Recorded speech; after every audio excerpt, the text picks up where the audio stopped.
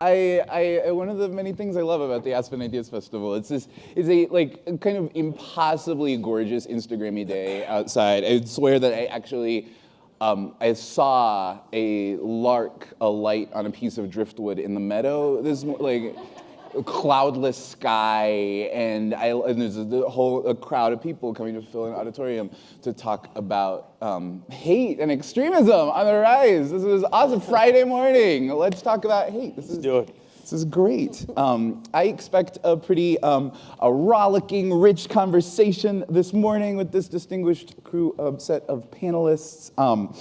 I myself am a gay immigrant, Catholic journalist, so I expect that if they're coming for anyone, they're coming for me first. Also black, just add that to the list. Very popular. Very popular right now. To my left, to your right, is Heidi Beirich, who runs the Southern Poverty Law Center's intelligence report. Unlike many, Heidi made the journey from Palm Springs, California to Montgomery, Alabama. That's so true. Since in 1999, and has been at the Southern Poverty Law Center running the intelligence center nearly since. Heidi comes from a background in political science, and she earned her PhD from Purdue and has taught at numerous places around the country. To Heidi's left, to your right, Heidi, is Wajahat Ali, who is a prominent, prolific writer, journalist, speaker, commentator, all over the place. He helped launch Al Jazeera America, where he co-hosted the show The Stream. He earned a Peabody nomination for The Secret Lives of Muslims. He is a prolific writer. He's written for The Times, The Post, The Guardian, The Atlantic. To his left is Jonathan Greenblatt, who's the Chief Executive Officer of the Anti-Defamation League. He worked previously in the White House of President Barack Obama, running the Office of Social Innovation, and before that he built companies, multiple companies. He has taught at Wharton. He has MBAs from all over the place, apparently. I myself am the much less decorated deputy editor of The Atlantic, Matt Thompson. Thank you for joining us today. A couple of program notes. I like to break it up with a session with a couple of questions just midway through, so about halfway into our conversation. I am going to ask for a couple of folks to raise their hands, and we'll bring a mic to you. Given the overrepresentation of Y chromosomes on stage, I hope that you all can correct with an underrepresentation of them in the comments, or questions rather, and let's start the conversation. The theme for our conversation this morning is hate is on the rise and what can we do about it? I wanted to actually start with that first half of the premise. Hate is on the rise. Is it on the rise? And let's widen the lens beyond like the last year. There's been a lot of periods of extremism in international life. We apparently fought a war at some point in this country. There have been riots in the streets in earlier generations. Where are we now in the arc of extremism and hatred? Heidi? Well, I would say that we're not as bad off as we were in the 50s. You know, the country has it's obviously white supremacist from its founding until the Voting Rights Act, the Civil Rights Act, the Immigration Act in the 1960s. There's just no question about that. So as bad as things are today, it doesn't compare to that period. That said, the last maybe decade and a half have seen increasing numbers of hate groups, anti-government extremists, a breaching of the lines of civility, I think, on sort of racial discourse, anti-Semitism, anti-Muslim thinking, anti-immigrant, you name it, right? So we could say that what's been going on lately has been a backlash against the Obama years, although I would argue it goes back a little bit further than that. But regardless, we have backslid, at least for those of us who believe in equity and fairness and civil rights. This is not a good time. So what are the indicators, and Waj, I'm curious, what do you look to sort of determine as a barometer of how Haiti are we? The Haiti-ness? Yeah, the Haiti-ness factor. Haiti-ness. I mean, well, there was the travel ban dropped like it was hot yesterday at 8 p.m. Eastern time. You guys, yeah? Muslim ban? No? Too soon? Yeah. Always. So that's a nice little weightiness to the hate. I think that tilted it to the right. And you have, I mean, we would backtrack it, right? Like you said, don't talk about Trump. But Trump, which I have to talk about Trump, as the commander-in-chief, uses the pulpit and the weight of the office to tweet hate, mainstream hate. And the question then should be, is that yes, we know that Trump goes against Muslims and Trump not really a fan of African Americans because his pitch to black Americans was, I mean, this is the worst time, right, ever, right. You know, discounting something called slavery and Reconstruction and lynching and all that stuff, but that's okay, nuances. He's young to the job, he'll learn. And then his attacks on 51% of the population, women. So having ovaries is apparently a crime now as well. But look, I use dark humor. It's going to be like this for the entire hour, dark humor, all right? Or otherwise, we're going to punch ourselves in the face and we're going to cry and like eat Cheetos because it's too depressing otherwise. But it is a stunning moment in American history where we were told that the election of Barack Hussein Obama, who is a Muslim, would be, it's, you know, Kenyan. Oh, sorry, my bad. We have flown over hate. We live in a post-racial society. It's all good now. Proof is in the pudding. 8 years of Barack Hussein Obama. And people of color and minorities are like, wait for it. That train is never late. And what's been happening pre-Obama, and especially during Obama, who's one of the many examples of the triggers of what we've witnessed, and I'll take it to what's happening right now, and you mentioned white supremacy, and white supremacy is a hell of a drug. And when we're talking about white supremacy, it's very important. And I'm going to speak for Heidi here for a second, because I like to mansplain also, because so does Donald Trump.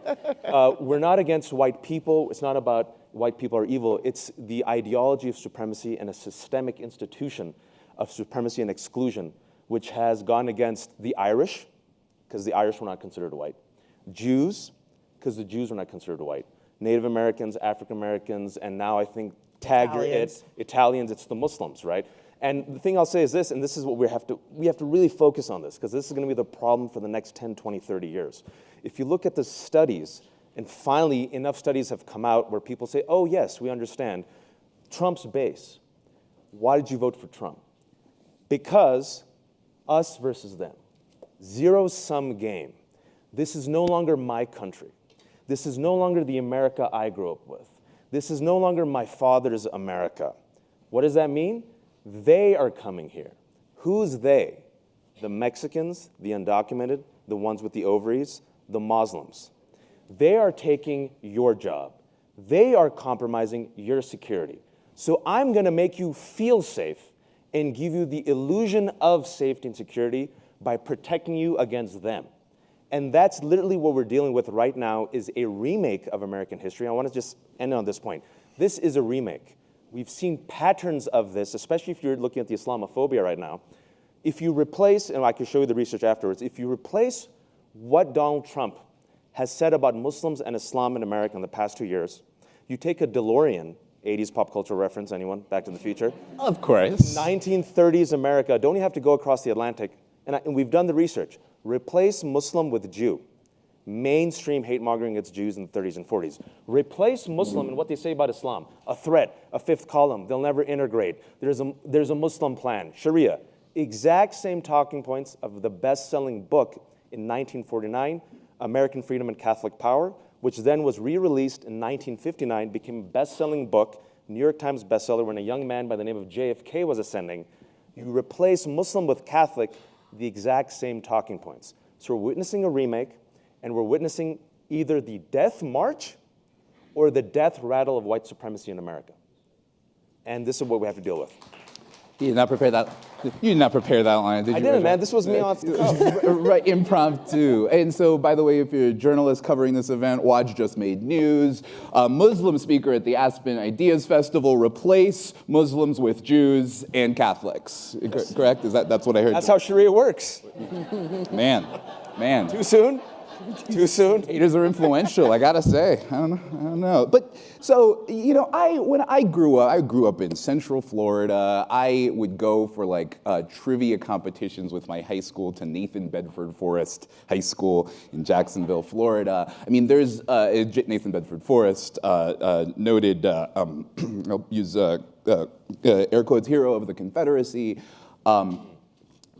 There is, this year in New Orleans, we saw monuments to heroes of the Confederacy coming down. I mean, I feel like there are a lot of indicators going a lot of different directions for what the norms of the country are. And Jonathan, I'm curious, what do you look to as the barometers for, in the long arc of whatever gray trajectory we are on? Sure. So first of all, thank you. I mean, I think it's brave of everybody to show up at 9 a.m. for a talk on hate when there's so many other choices. But Masochistic even. But I think it's an indication of the degree of concern that's out there because it's real. And unfortunately, I don't agree with what Waj just said, even though it's a good soundbite about the death rattle of white supremacy. In fact, I don't think it's going away. I said death march, death rattle or death. It could be either. No, really. So the fact of the matter is, what Heidi said is right, that the country was founded in some degree with slavery as a cornerstone. And although we've had really important legislative accomplishments, we have certainly seen in the last 25 years, and it existed long before, but white nationalism really coalesced as a movement. And we shouldn't kid ourselves. This isn't new. Right. And so while there's a lot of concern about the alt-right today, and there should be, I'll remind us that in 1995 in Oklahoma City, Timothy McVeigh, a white nationalist, an anti-government activist, murdered about 168 people and injured upwards of 700, including dozens and dozens of children when he bombed the federal building in Oklahoma City. So we should keep in mind that white nationalism and this awful rhetoric has consequences. And when Timothy McVeigh did that, remember, it was after years of crazy conspiracy theories about black helicopters and government stormtroopers who were going to raid different places. And there was this conspiracy in the rural South and in the Midwest about this. It was crazy then and it's crazy now, but it has consequences. So at the ADL, we track hate crimes and we deal with this all over the country. And in particular, we monitor anti-Semitism, both in terms of attitudes and incidences. So let me give you some data to go to where you started. So we've been looking at anti-Semitic attitudes since the 1960s. And I can report that in our most recent survey, we do these every few years, anti-Semitic attitudes in the US, we're at about 14%. That means 14% of the population demonstrates classic anti-Semitic attitudes. This is way down from where we started doing this in 1964, when the number was about 30%. But we also track incidences. We have 27 offices across the United States, and often we're the first call that gets made when someone suffers a hate crime or a bias incident. And so in our annual survey of anti-Semitic incidences, which we released in April, we saw an increase in 2016 of about 34% over 2015. A 34% increase in acts of harassment, vandalism, and violence. And where is that in the record of how long you've been tracking these incidents? Where does that sit? Where does that sit? Vis-a-vis, like, how high is it? Yeah. Well, I can't tell you exactly in terms of the raw numbers. It's close to, it's 1,600 and change. But we did something this year we've never done before, Matt. Because we've been so concerned about the anti-Semitic rhetoric. We've been so concerned about the surge of hate we're seeing online. We've been so concerned about the anecdotes that we're hearing from all over the country. This year we said, let's look at the first quarter of this year. Let's not wait a whole year. I want to know right now what's happening. So in the first quarter of this, we released data for the first quarter of 2017. And shockingly, unfortunately, maybe not surprisingly, the anti-Semitic instances had increased almost 90% over the first quarter of 2016. And more specifically, bullying incidents, harassment incidents, vandalism and such in schools, we had nearly as many incidences in the first quarter of this year as in all of 2016. So to those of you who think, and I don't really care how you vote, I don't. Because hate isn't a Republican thing or a Democratic thing. We can talk about the causal factors, I'm sure we're going to. But the data tells us that we have a problem. And the data tells us that it is time to do something about it. I do care how you vote, and I will gladly tell you that it is right now more of a Republican thing. I merely care that you vote. I encourage you to do it. Can I just Not you. Can I just add something to Jonathan's point about the violence? You know, most people don't realize how much domestic terrorism there is out there coming from white supremacists and anti-government crazies like the McVeighs of the world. But I can just tell you the Law Center did a study looking at, you know, every single domestic terrorist attack we could count during the last maybe 6 years of the Obama administration. There was an attempted plot or an actual carried out attack every 34 days in the United States. So this is a really serious thing. And just in the last, month and a half, we had the guy who was reading the neo-Nazi website Daily Stormer go to New York to kill black people. Right. With the sword, and he killed a black man the with a sword. student at Bowie, Bowie in Maryland attacked. We had this crazy cell of neo-Nazis in Florida that had bomb-making components that were going to attack synagogues. So the levels of violence, I don't think we always put it together because the way the news media reports, it's like, here's something that happened in Tampa. Oh, the Portland attack, let's not forget that on the train. Something in Portland, something here, something there. When it's Muslim, extremist Muslims doing the attacks, there's like a coherent narrative to it, right? Like they're all of a piece. When it's white supremacists, it's like they're all separate incidents. But the violence is actually serious. And that's not even counting the hate crimes, which are a problem just in the daily lives of so many people in the United States. Right. To that point, though, violence and political violence and terrorism, which, I mean, America has had extraordinarily high levels of violence, and levels of violence around the country have, I mean, their peak was a couple decades ago. They're now at lower levels than they were in the 90s. You mean political violence? Violence in general, incidents of violent attacks of violent crime in general has lowered from its highs. But I also think violence and terrorism are sort of the easy territory for this conversation.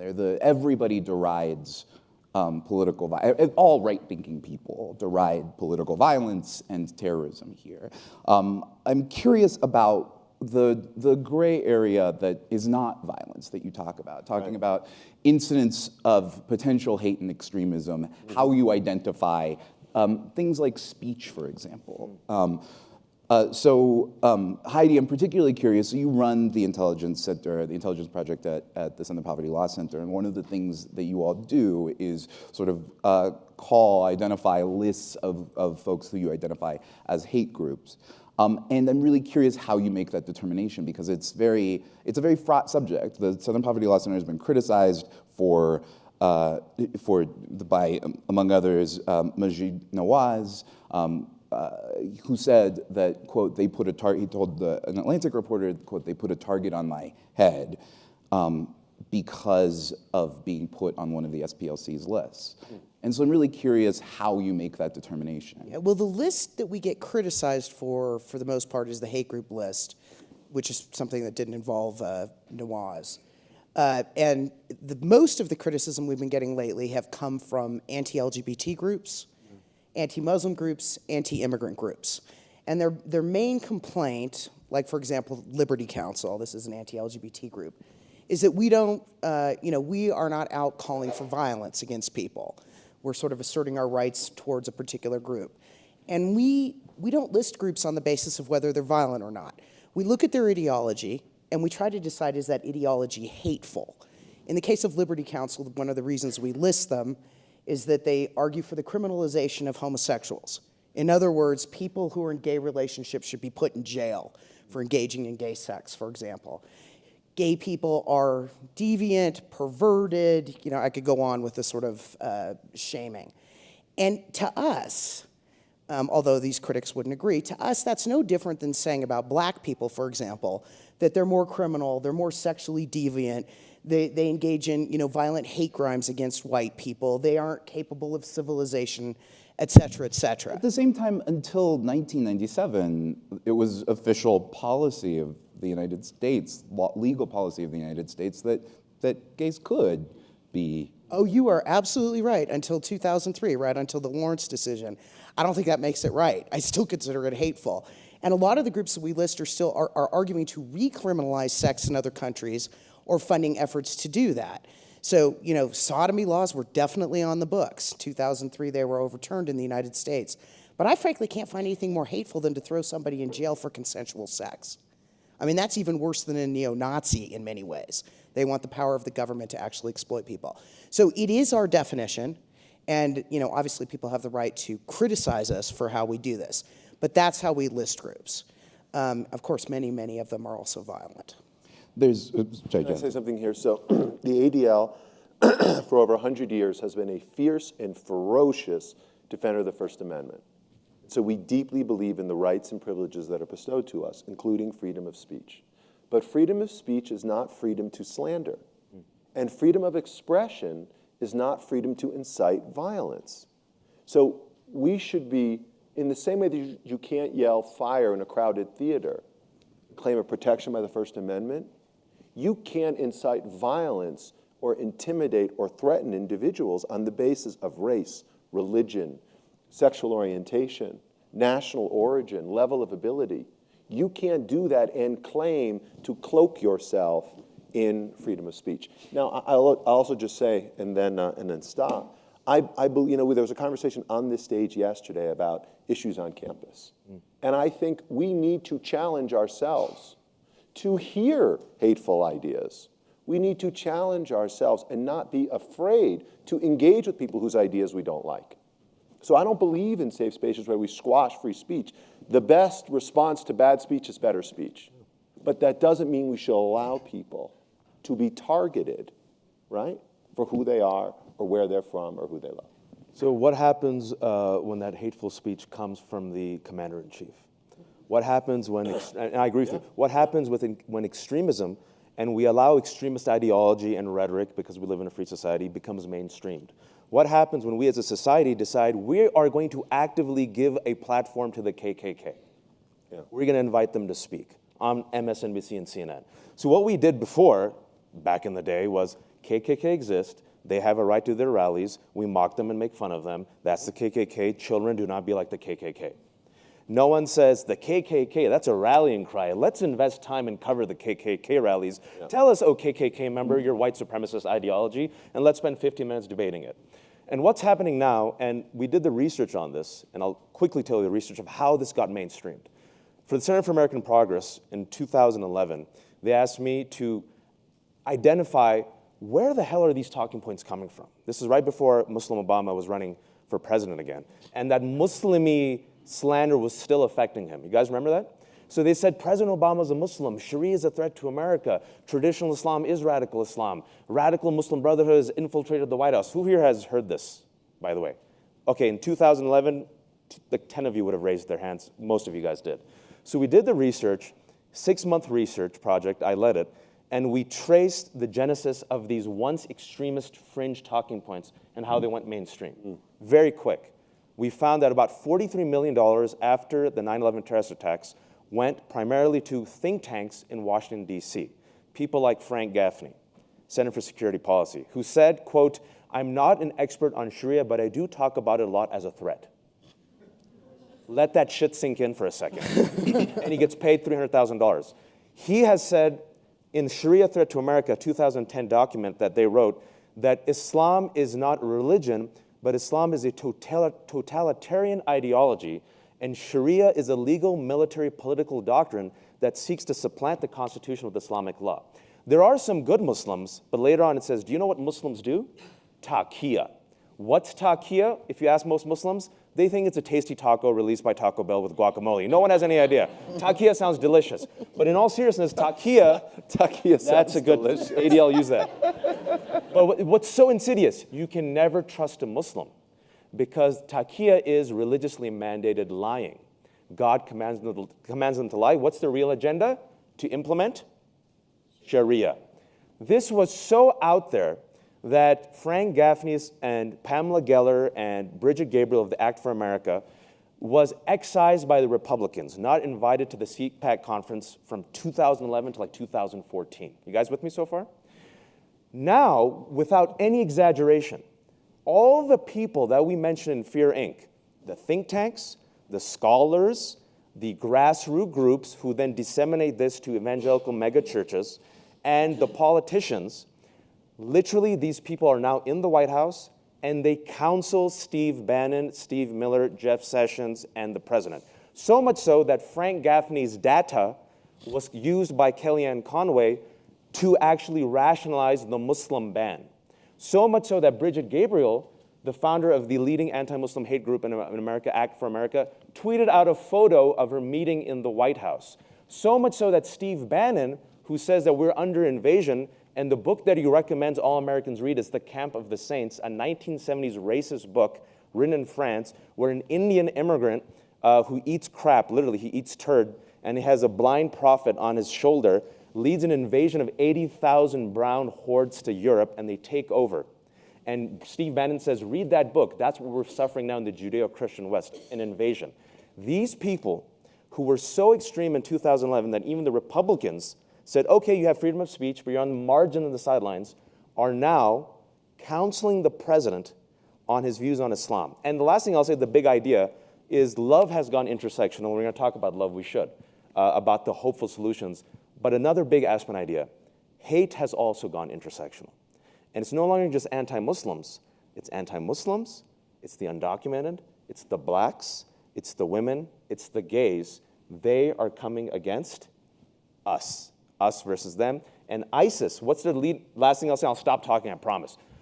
The reason why this is so important, it's the world is paying attention. ISIS's #1 recruitment and propaganda is the following. The West is at war with Islam. #1 recruitment tool.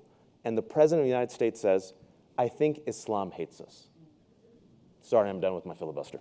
Where can I order the tequila? Let it never be said that Wajahat Ali is not tweetable. I want to come back to this question of how we actually meaningfully identify what hate speech is. I think, and what hate looks like in practice.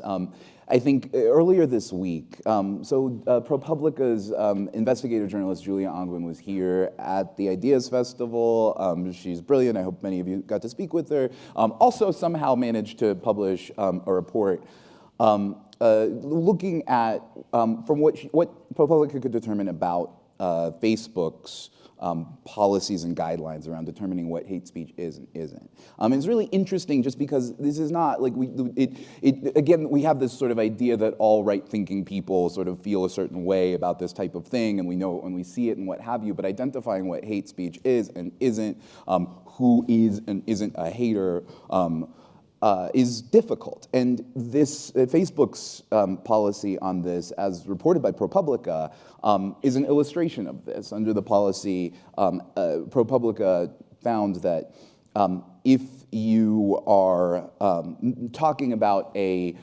protected class, the guidelines to the thousands of people who they pay to censor hate speech, to remove hate speech from the platform.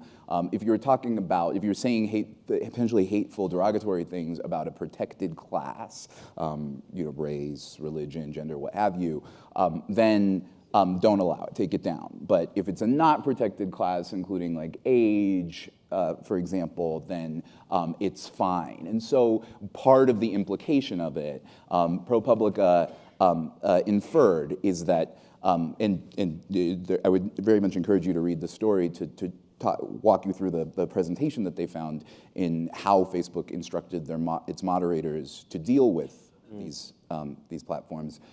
If you said, for example, all black teens should be eradicated from the US, like, oh, that can go because teens are a non-protected class. Age is not a non-protected class, but if you said all like white males should be eradicated, then that would be considered hate speech and taken down. So like that, but you can appreciate this challenge for a platform that now serves apparently 2 billion users. You can appreciate the challenge in trying to identify what is hate speech and what isn't, and how do we prevent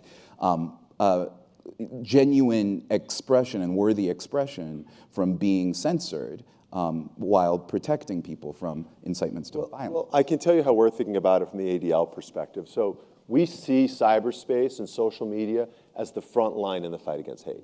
And to your point, 2 billion users, 1 billion active monthly users on Facebook, 4.5 billion messages, pieces of data exchanged every day on the platform. I mean, it's extraordinary. And we're not even talking about Twitter or Facebook or Snapchat or any of the other platforms too.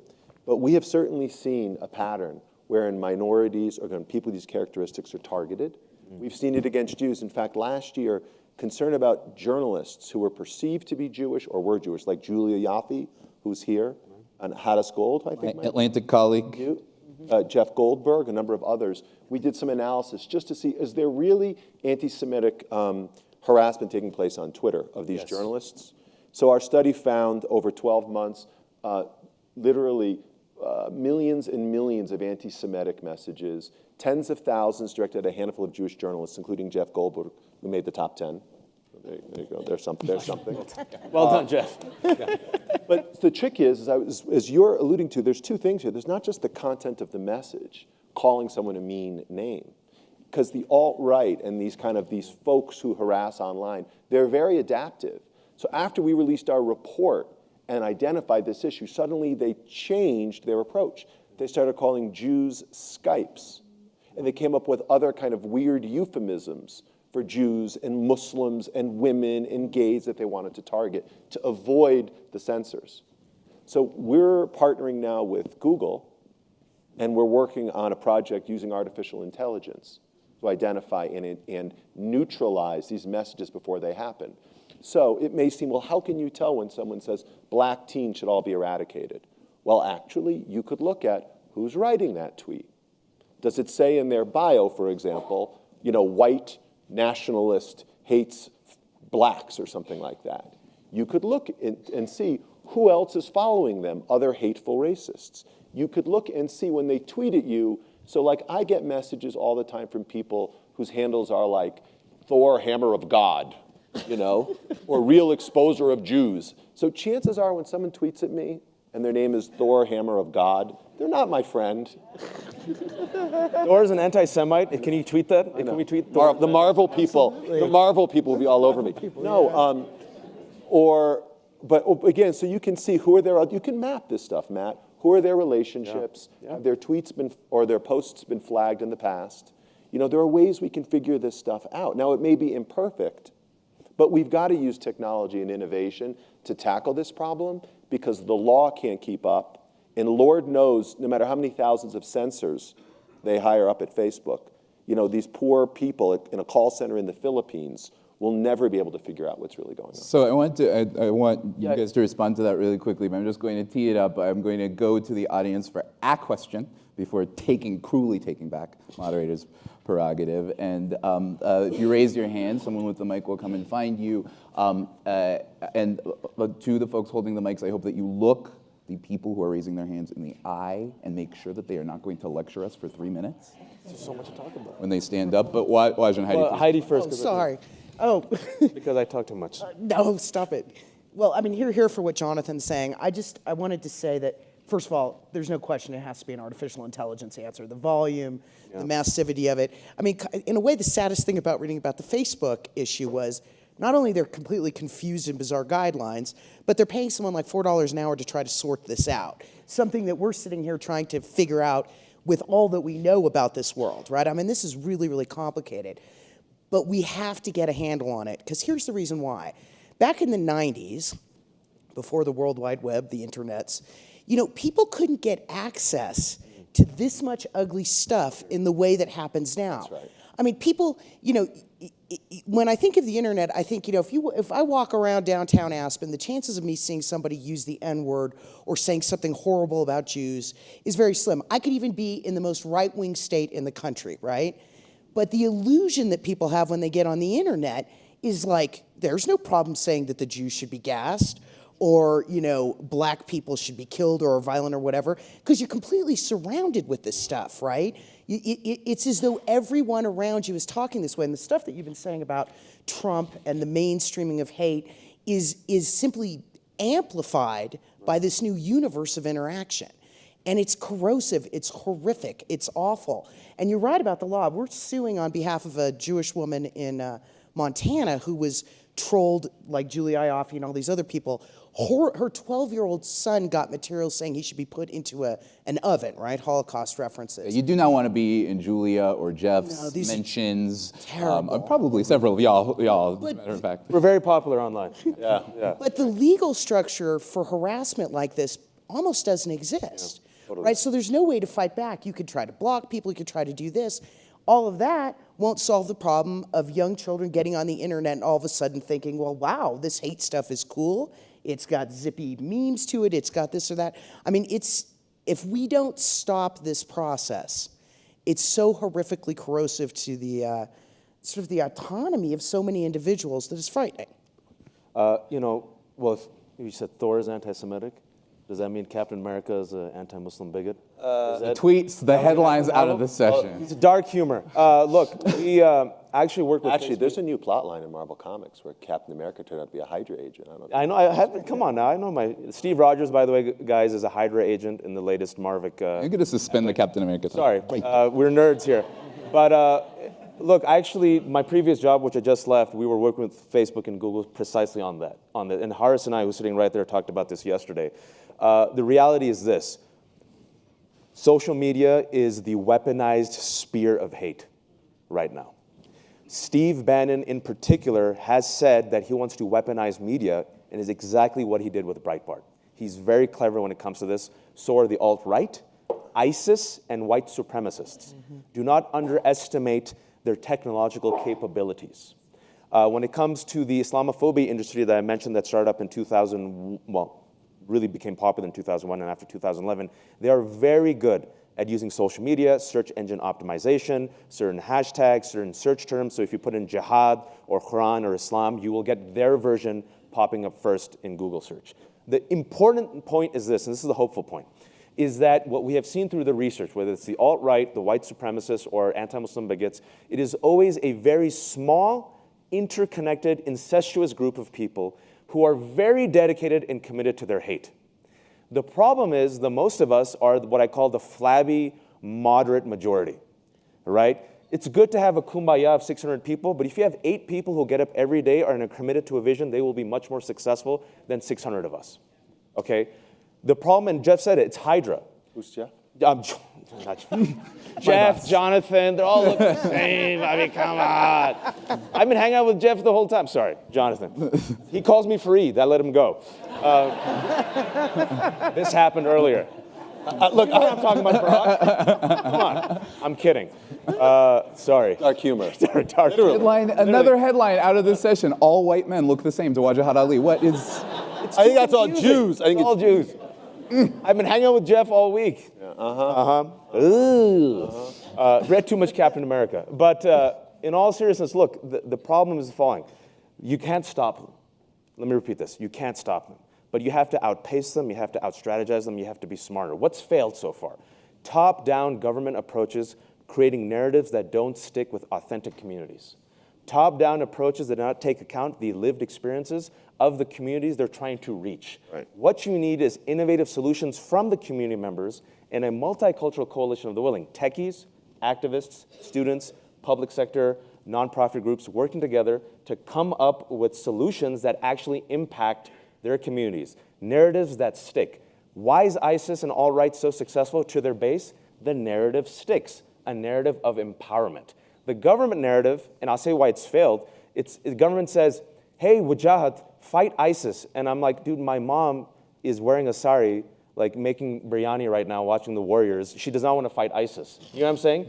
If you give a narrative, an alternative narrative of empowerment, and you give them then the technological tools and train them how to use YouTube, how to use Facebook, how to use Snapchat, how to use Instagram, how to use Twitter to promote an authentic message and narrative with the right messenger, you win over the masses. Because right now, ISIS, the alt-right, white supremacy, they know their base, and they know how to use technology really well to amplify a hateful message that then gets mainstreamed and literally gets tweeted by the President of the United States of America. And I'll give you one example. He tweets a fake fact about black crime, and that statistic, which was whack, was conjured up by white supremacists. And it was just done through a tweet graphic. Sit with that for a moment. I like how you point at me when you say white supremacy. Who has the mic out in the audience? Sorry about that. Don't worry about it. So thank you. Actually, you started, and I'm going to ask you to unpack. So some of the most, amongst the many disturbing things that we talked about so far this morning, some of the most disturbing things for me is sort of the hate crimes that are happening on campuses. Not only college campuses, but high schools, middle schools, elementary schools. And our teachers in those environments are ill-equipped to manage the conversations that they generate. And so going back to sort of just as you started to talk about what could be done, what are the resources that are available for students? I work at University of North Carolina in Chapel Hill. What are the resources available for students, for teachers, not only at the university level, because I actually think we have a little bit more there, but at the high school and going further down? Thank you very much. A good question. Heidi. I know ADL has a ton of resources as well. At the Southern Poverty Law Center, we have a project called Teaching Tolerance that deals with the K through 12 cohort and mostly has materials written specifically for teachers. And we have put out a ton of material in the last, really since the election, about this problem and how to handle it. I encourage you to look at it. You know, one of the things that was most amazing about the election itself for us was that there were almost like 900 hate crimes in the 10 days after the election. And the largest chunk of them happened on school campuses, many of them involving, you know, like very, very young children. And so this is quite a challenge for administrators and teachers to deal with. So I encourage you to look at the material. I know ADL has a ton of stuff. Thank you, Heidi. And to build upon what Heidi said, I mean, we've thought this for decades, like the best antidote to ignorance is knowledge. Yeah. And the best way to challenge hate is not like, again, through top-down models, but through bottom-up strategies that engage people where they are. So the ADL over decades has developed some of the best educational materials for kids. We've got 27 offices around the country, and we use hundreds and hundreds of trainers who go into schools with a peer-to-peer model to empower high school students to mentor middle school students, to empower middle school students to mentor elementary school students. And a lot of our stuff is online, and I'm happy to talk to you about it. It's at adl.org. It is interesting, right? We're opening up an office in Silicon Valley. That's important. But that doesn't help the teacher at a school, as happened outside of Detroit, where this is building upon what Heidi said. Literally, this was on the news, and we got a call from the principal at that school, where kids, this was right after the election, kids in the cafeteria started chanting at the Hispanic kids in the school cafeteria. This is a middle school. Build the wall. Yeah. Build the wall. And we had stories about other. These aren't Mexican students. They just happen to have last names like Garcia, right? These kids are as American as anyone sitting in this room or anyone up here on this panel. And so what we've seen on the ground is really just so troubling. And that's why, again, I actually believe we can't legislate our way out of this problem. We need to change hearts and minds. Yeah. I think, so to turn to the part, I mean, I want us to really turn fully to the second half of the premise for our conversation today and what can we do about it.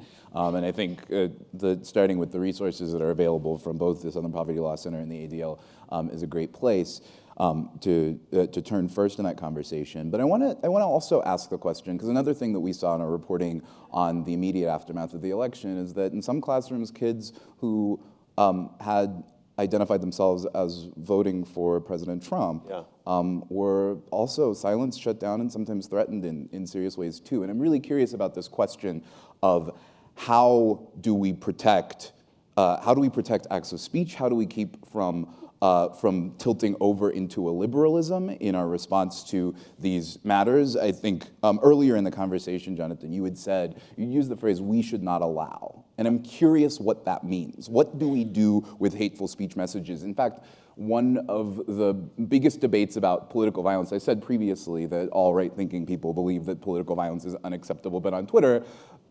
this year, one of the biggest debates about political violence was, should foppish alt-right figurehead Richard Nancy be actually punched in public? That was one of the biggest, that was a flashpoint of debate for a moment. How what does "we should not allow" mean? what steps do you actually take to prevent hateful violence and incitements to violence without preventing freedom of expression, silencing people? You know, look, it's worth noting that neither, again, I don't really care how you vote, because neither side of the ideological spectrum is exempt from intolerance. True. And there have been some very notable high-profile stories in the last few months about, in the interest of, if you will, liberalism, if you will, we've seen really terrible, we've seen an unraveling of liberal democracy, specifically on college campuses, where scholars and look, ugly speakers who I don't like, have been chased off of campus or physically threatened. That situation at Middlebury College with Charles Murray, again, I am hard-pressed to call him a scholar whose research I want to read. Nonetheless, the fact that this man had to be physically protected from a mob is not something that any of us should think is okay. No, somebody here, maybe it was Jeff Rakes yesterday, talked about we don't need safe spaces, we need brave spaces. I think we need to have the confidence in our own, in our young people to allow, even again, ugly points of view to be heard. The problem is that, or the challenge is that, and it's a challenge for which our teachers need to be prepared, and as adults, we need to be sort of trained to be able to negotiate the line between when is it okay to present a challenging idea, and when are you challenging somebody's right to be heard, right, based on some immutable characteristic. So this is a little bit like Oliver Wendell Holmes. You know it when you see it, and it requires a degree of judgment, but judgment means opening yourself up and listening with earnestness, right, with real curiosity, and not willing down to shut down other points of view. I really am. I want to talk, and I'm curious, Waj and Heidi, about your perspective. Recently, we saw a woman who was wearing a rainbow flag with the Star of David on it denied entrance to a pride march. Right. There's a real way in which these forces can sort of like tilt back on themselves, where anti-Semitic messages, for example, are coming from places where you might least expect them, places that you might have otherwise identified as safe. And how do you guard against that? Well, I mean, I think anti-Semitism on colleges is a real serious issue, right? And this is actually a liberalism coming largely from people on the left.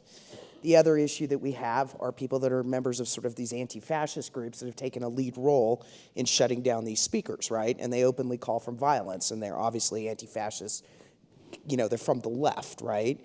So you can't, neither side is exempted from crossing lines like that. And things like anti-Semitism need to be called out, whether it's from the right or the left. It doesn't really matter, right?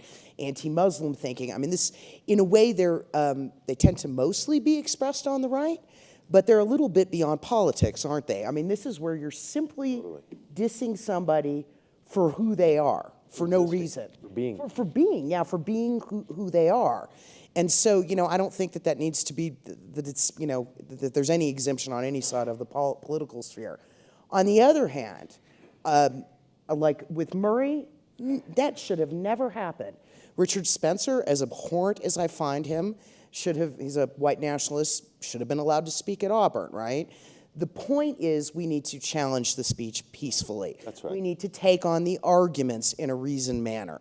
We need to reject them, and not by smashing windows or punching Richard Spencer in the face, right? This is, frankly, it does the left no good to behave this way. It simply makes them look ridiculous. So we are coming really close to the end of our time, and I want to go to questions again in a second. But first, I want to have a really quick lightning round.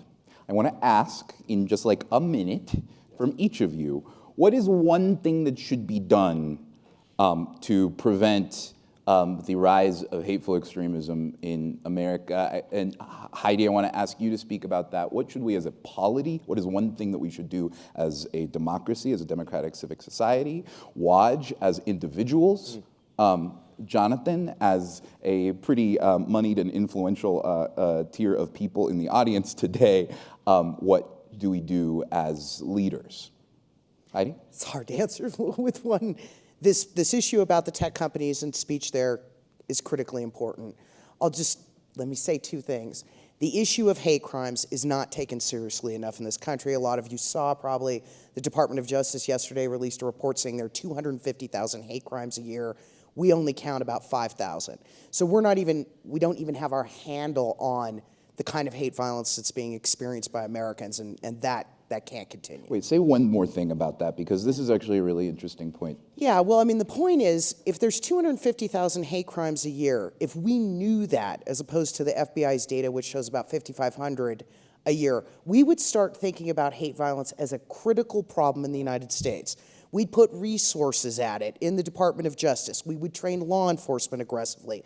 We would do things to protect the communities that are targeted, the minority communities, make it safe for people to come forward. It's often a terrifying thing to be the target of a hate crime because it affects your entire community, right? It's not just you. And we're not doing any of that. And, you know, I'm not even going to start to talk about Trump on hate crimes, but we're not doing any of that. And it's simply unacceptable. I'll say, as a journalist, the reporting on this is really difficult, in part because the counting is all over the place. Heidi, you, in our conversations, have mentioned that something like 12% of law enforcement agencies are even counting hate crimes. Goodness knows whether or not that's being done consistently. We don't even know what's happening, actually. So, like, even getting a handle on the strength of the problem is one thing. Waj, as individuals, what is our responsibility? You need equal standards, not double standards. Equal standards, not double standards. You need to create a multicultural coalition of the willing. I'll say that again. You need to create a multicultural coalition of the willing, an Avengers, where individuals carry each other's water. That means if you're a Jewish American, you stand up for Black Lives Matter.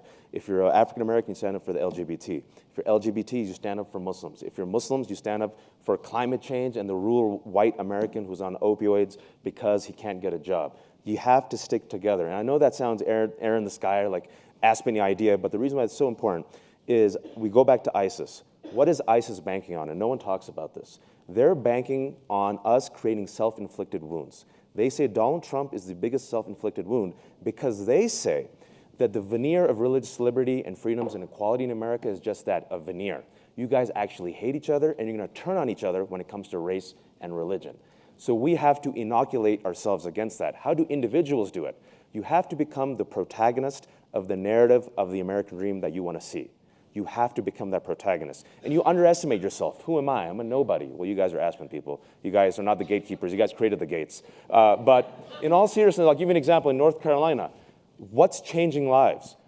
I'm a Muslim woman who wears the hijab in Aspen. I have never reached out to the synagogue. Hey, let me pick up the phone. Can I come talk to your synagogue? And vice versa. I've seen these pockets of resistance in so many cities that have created alliances. I'm not even making this up. Being a good human being on a day-to-day basis and living that narrative through your actions. The Muslim man dropped in January. My friend who knew me since elementary school and has not talked to me in years, right? Connected with me on Facebook. Said, I've been following your writings and your life and your career, and I have seen the rise of anti-Muslim hate. I never took it seriously, but now I am taking it seriously. Thank you for just speaking up and being the token Muslim in all-boys Catholic high school for us. Because of that, I'm not gonna go to the airport with my girlfriend and resist this Donald Trump ban. And as gatekeepers, the final thing I'll say is this: representation, representation, representation. 65% of Americans say they don't know a Muslim, even though we've been here for 400 years. Look at all the positions of influence and power, count how many women there are, people of color there are. Represent, use your resources to bring in the Latinos, the Muslims, the African Americans, the LGBT, and the women. You're not doing us a service. We've earned it. We're talented. Represent the America you want to see.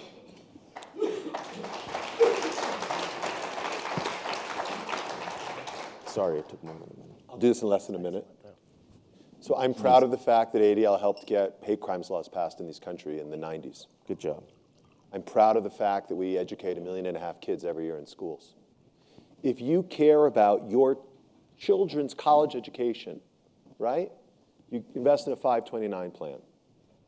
And if you think Amazon is going to keep growing and you care about your own financial livelihood, if you will, you go buy stocks, right? You go buy shares in Amazon. So I would tell all of you, what can you, the moneyed class as you described it here in Aspen, do? Buy shares in SPLC, buy shares in ADL, invest in the experts who are on the front line fighting for the future of your kids and your grandkids and trying to make sure that America remains the tolerant, vibrant, robust democracy it's always been. That's the best thing you can do. That's what you should do. Because that's the resource that you have that so few others do. And if you ask me, this is like investing in, this is This isn't bonds, if you will, but you can invest in the equity of these organizations and make a really big impact. Someone in the audience is about to ask the most brilliant question. Take it away, sir. Hello, my name is Milo Duderville. I'm from Philadelphia, and I took part in the Aspen Challenge. Give them a round of applause. Yeah. These kids are brilliant. The whole time I've been here, I've been hearing that where there's a problem, young people should be there. So what can us, as young people that can't quite vote and do many things as adults can do, what can we do to limit these hate crimes and like stop what's going on? Thank you very much. What should the youths do? You should interrupt intolerance when it happens. Right. You should speak up when there's a situation in that cafeteria. You should show up when you hear about a kid that you don't know, maybe even one that you don't like, is being bullied. And I think you should do what Waj talked about a few minutes ago, which is reach out to someone, to that girl wearing a hijab, or reach out to that kid in a wheelchair, or reach out to that young person who, maybe is FOB, to use the term that Fresh off the Waj boat. did the other day. Like, be an ally. I think that's, and reach across lines, that's what matters most. Let me broaden the question too. Both what can young individuals do and also what can we do to support youth at this moment? Well, I mean, I think what Jonathan said is dead on. I mean, that is absolutely somebody like you can do at any moment. When it comes to the world of sort of adults, we have lots of opportunities. You can invest in organizations like the ADL and support civil rights and, support what we're doing at SPLC. But you also have the power to be there at the airport for those Muslim protests, right? You can be in the street supporting those Yemeni businessmen who refuse to comply with this kind of stuff. We can stand up for women's rights. We can do a whole host of things, write letters, all the standard stuff people tell you, to your congressman, et cetera. And you can make your personal life about this like Waj just talked about. And, I feel like at this moment, because we're in such a bad place, we have to be doing these things. If we want to reject the politics that are coming out of Washington right now from the Trump administration and whatnot, we have to stand together, like you said, the multicultural coalition of the willing. I mean, there is no option because these people don't want that world. And they're going to do everything in their power, whether it's through DOJ and not enforcing civil rights or education or this, that, and the other thing, to not have a society that's equitable and respects civil rights. So we've got to do these things. Can I say first what we should do with the youth? Listen to them. Yes. Listen to the youth. And the second thing I'll say is the best event I've attended, and Jonathan and I were speaking there yesterday, was these Aspen Youth Scholars. Is that what you guys are called? It was like the most diverse, woke as F people on Aspen. And I was like, this is the best thing that Aspen's doing. Next year, you guys need to take it from 400 to 800. Invest and mentor in these youth. Nurture them, nourish them, give them scholarships, endowments, help them, make them interns. People from Philadelphia, Chicago, where else are the people from? New York, like folks who you would never see, Minnesota. No, I'm serious, gatekeepers, what should we do? Take them under your wing. Take them under your wing. These are the future leaders of America. Invest in them and listen to them. As a journalist and as a gay black Catholic immigrant, The most popular man in America.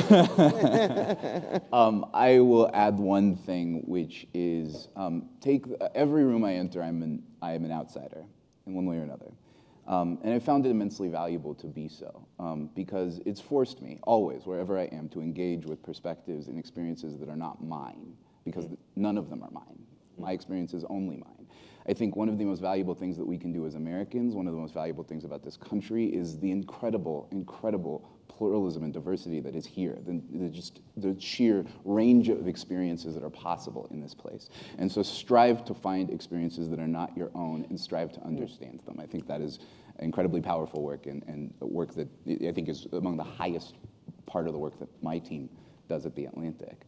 This has been a tremendously rich conversation. I want to thank the amazing panel, Heidi Beirich, Wajahat Ali, Jonathan Greenblatt. You have been a wonderful audience. Thank you so much for your time, and please enjoy the rest of your program.